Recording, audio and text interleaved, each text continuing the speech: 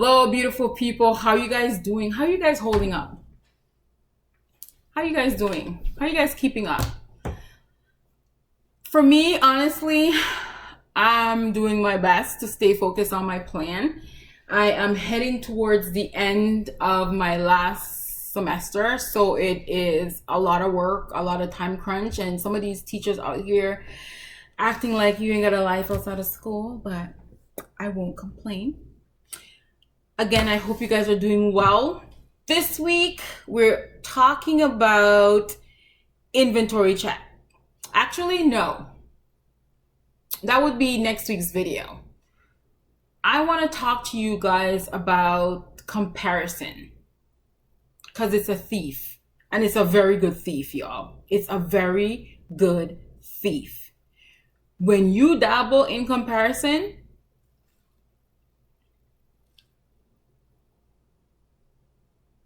listen, I used to more than dabble in that, and let me tell you, it didn't work for me, and I'm telling you, it's not gonna work for you. So as we navigate this electronic age of show and tell, and what do I mean? I mean, like, everybody up on Instagram and Facebook and all of that, it's like, oh, everybody is securing the bag, everybody's bringing in 50 grand a month or 50 grand a week, having X amount of clients, doing this, that, the other. It's great. If it's true, I'm happy for those people. But like I said, when you start consuming that and then comparing yourself to that because you may be in the same field, but you're not bringing in that kind of bag, you don't have those clients, you don't have the big thing to show on the gram to do this, that, listen, you are going to put an end to that, because when you compare yourself to other people, you're cheating yourself. The only comparison you should have is the you from yesterday. I'm sorry, you guys. My phone, I forgot to take my phone off. Let me just put my phone off, you guys. Sorry about that.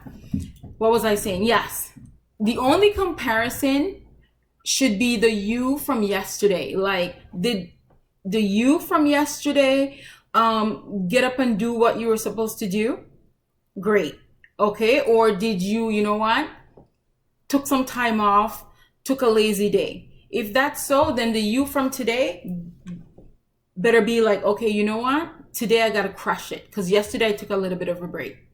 Not you comparing yourself to whomever you see on TV or in social media, because I'm telling you, sometimes those things aren't even true.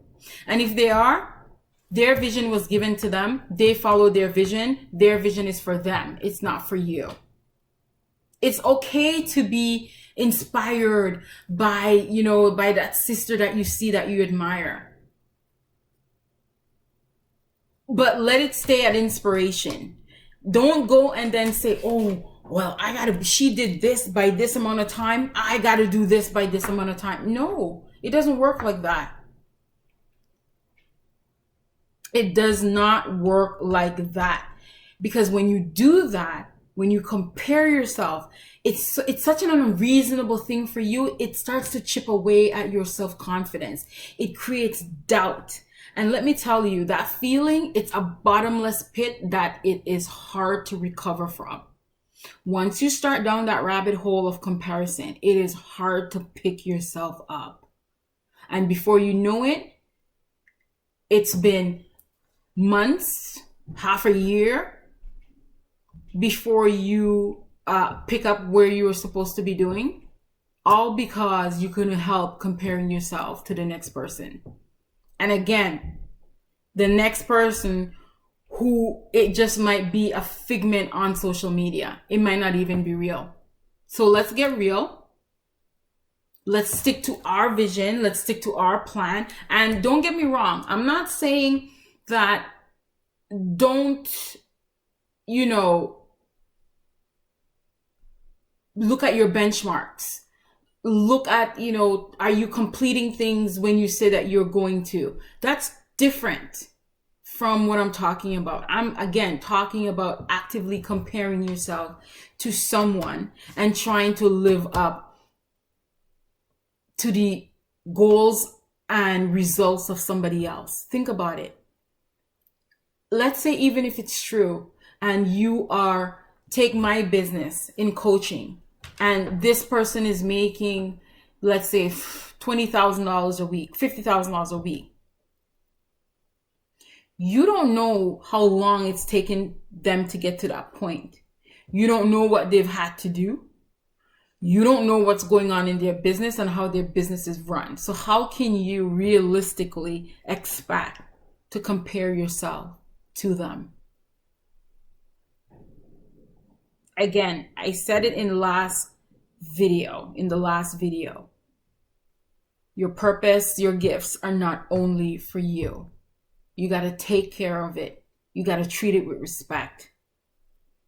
If you have to nurture it, take the time to nurture it. If you got to, like I said a few videos back, if you have to invest in yourself to manifest the purpose, the vision, the goal, give it that time. So again, your path is yours to follow. Trust the process. Commit to action that will advance your goals, and I guarantee you your reward will be there.